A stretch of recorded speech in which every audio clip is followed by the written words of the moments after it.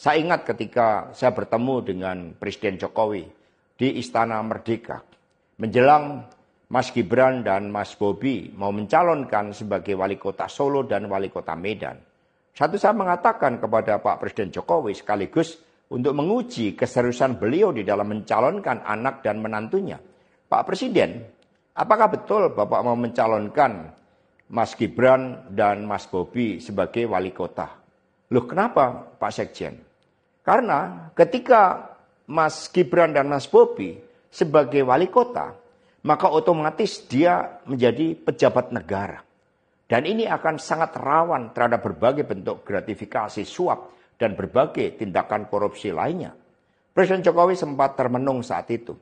Dan kemudian dari situlah saya merasakan bahwa pertanyaan saya ini sangat mengusik perhatian dari beliau. Karena saya tegaskan bahwa ketika Mas Gibran dan Mas Bobi menjadi wali kota, maka dengan mudah akan terkena operasi tangkap tangan dari KPK dan juga aparat penegak hukum yang lain.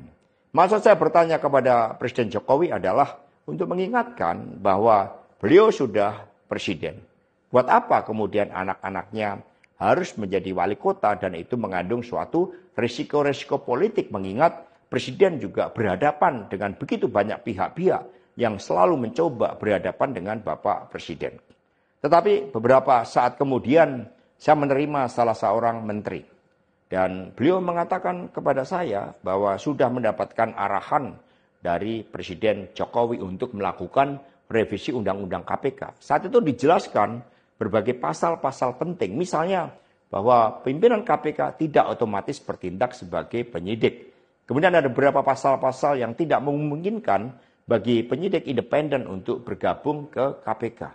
Berbagai revisi-revisi itu. Karena ini adalah perintah dari Presiden, maka ya saya sarankan untuk bertemu dengan seluruh jajaran fraksi di DPR RI dan coba menggalang atas perintah dari Presiden. Nah saat itu Pak Menteri yang menjadi kepercayaan dari Pak Jokowi ini menyampaikan bahwa kira-kira akan diperlukan dana sebesar 3 juta US dollar untuk menggolkan revisi Undang-Undang KPK. Dan mengapa berjalan mulus? Karena Presiden Jokowi punya kepentingan untuk melindungi Mas Gibran dan Mas Bobi. Maka sejarah mencatat bahwa revisi Undang-Undang KPK ini dilaksanakan sebelum pelaksanaan pilkada serentak di mana Mas Gibran dan Mas Bobi berproses menjadi wali kota. Maka ketika terpilih menjadi wali kota, amanlah dari berbagai persoalan hukum karena KPK sudah dilemahkan.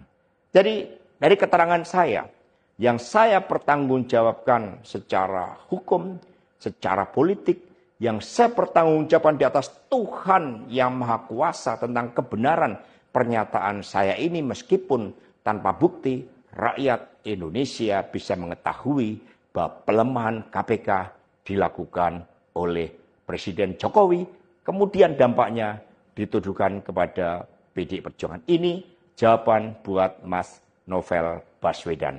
Terima kasih, tegakkan kebenaran, Satyam, Eva Jayate, merdeka.